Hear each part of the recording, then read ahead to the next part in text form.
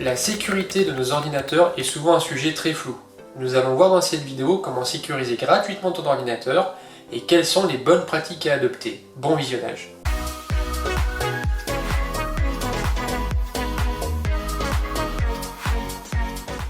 Salut, moi c'est Max, bienvenue sur ma chaîne où j'aide ceux qui veulent s'initier aux bases de l'informatique. En plus des astuces de cette vidéo, tu trouveras dans la description 1 heure d'assistance personnalisée si tu en as besoin, donc n'hésite pas. Commençons par les logiciels. Pour moi, il y a 2 outils indispensables à la sécurité d'un ordinateur. Il te faut un antivirus et un anti-malware. Concernant l'antivirus, je te conseille MSE, qui est l'antivirus de Windows, qui est gratuit, que j'utilise personnellement depuis une dizaine d'années et qui fonctionne très bien. Avec Windows 10, il est inclus dans Windows Defender. Avec les Windows inférieurs, tels que XP ou 7, tu peux le télécharger gratuitement depuis le site Microsoft. Je te mets un lien dans la description, c'est totalement gratuit. Le logiciel est totalement autonome, il va faire des recherches de virus de manière très régulière et va t'avertir s'il y a le moindre problème. Les antivirus ne savent en général pas détecter les malwares. Qu'est-ce qu'un malware ? Un malware, c'est un logiciel pirate qui peut crypter, voler ou supprimer tes données à ton insu. Il est donc très important de les détecter et de les supprimer ou de les mettre en quarantaine. Voilà, c'est un peu comme si tu avais le virus de la grippe mais dans ton ordinateur. Personnellement, je te conseille le logiciel Malwarebit, qui est un logiciel avec une partie gratuite qui est amplement suffisante à la détection des malwares sur ton ordinateur. Il y a quand même 2 inconvénients à Malwarebit gratuit. Le premier, c'est que tu dois penser toi à faire des scans réguliers de ton ordinateur. Le second, c'est qu'à chaque mise à jour, et je te conseille de les faire pour être toujours à la pointe de la connaissance des virus, il va obligatoirement activer un compte premium qui est valable 14 jours, et à la fin des 14 jours, il va te préciser que ton logiciel est obsolète. Je te donne la manipulation pour désactiver l'accès premium et éviter ce genre de problème. Ensuite, tu vas avoir les mots de passe, très importants. Les mots de passe sont la porte d'entrée des pirates qui ont des logiciels de plus en plus innovants et qui arrivent à les craquer de plus en plus facilement. Ils jouent sur tes habitudes telles que ta date d'anniversaire, ton nom, ton prénom ou toutes tes habitudes qui peuvent leur permettre de rentrer dans tes comptes. Je te conseille de toujours mettre des mots de passe d'au moins 12 caractères avec des majuscules, minuscules, caractères spéciaux, des numéros.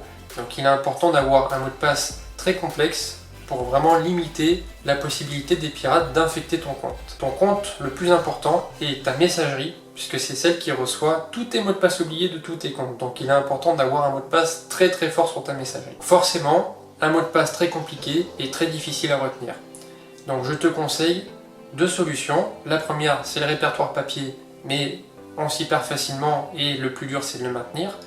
La seconde, c'est un logiciel qui s'appelle LastPass, que j'utilise personnellement depuis plusieurs années et qui est très performant. L'avantage du logiciel, c'est qu'il est complètement sécurisé et que tu peux l'avoir sur toutes tes plateformes. Il y a un espace de classement par dossier, tu peux le retrouver sur ton PC, ta tablette, ton téléphone, et c'est vraiment super pratique. Le logiciel est bien sûr disponible en offline, donc si tu n'as pas internet, tu vas tout de même retrouver tous tes mots de passe. Le dernier point sont les bonnes pratiques. De manière générale, il existe des bonnes pratiques à mettre en place au quotidien pour limiter les risques d'infection sur ton ordinateur.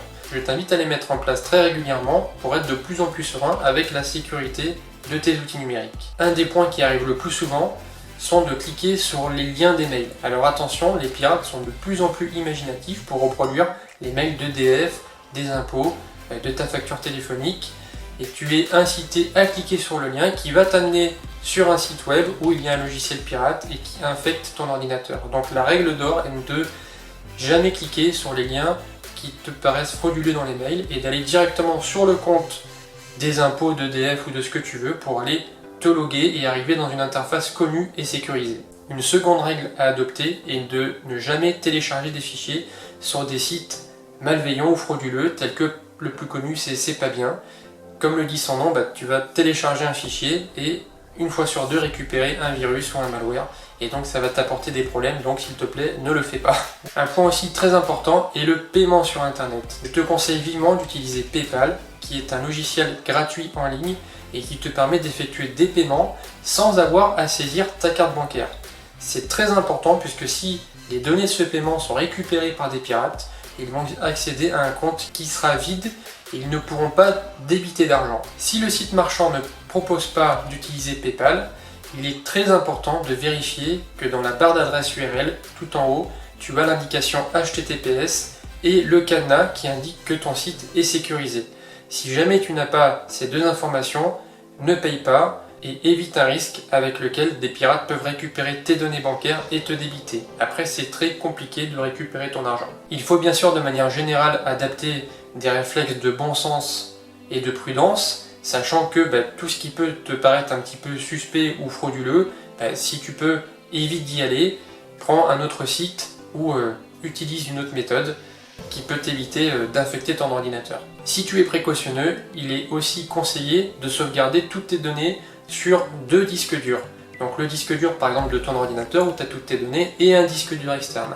Au cas où l'un des deux est infecté, tu gardes toujours tes données précieuses sur l'un des 2 disques et tu peux le récupérer sans aucun problème. Il est bien sûr conseillé, comme je l'ai dit précédemment, de scanner régulièrement ton ordinateur avec des logiciels comme Malwarebit ou des antivirus afin de vérifier que tu n'as pas de problème, sachant que certains virus peuvent infecter ton ordinateur sans que tu puisses le voir à l'écran et donc récupérer tous tes codes d'accès, tes données et faire pas mal de dégâts. Merci d'avoir regardé cette vidéo, n'oublie pas que tu as le droit à 1 heure d'assistance gratuite, le lien est dans la description, donc n'hésite surtout pas. Si tu as des idées ou des questions, n'hésite pas aussi à mettre un commentaire et je te dis à la semaine prochaine pour une nouvelle vidéo. Porte-toi bien, ciao!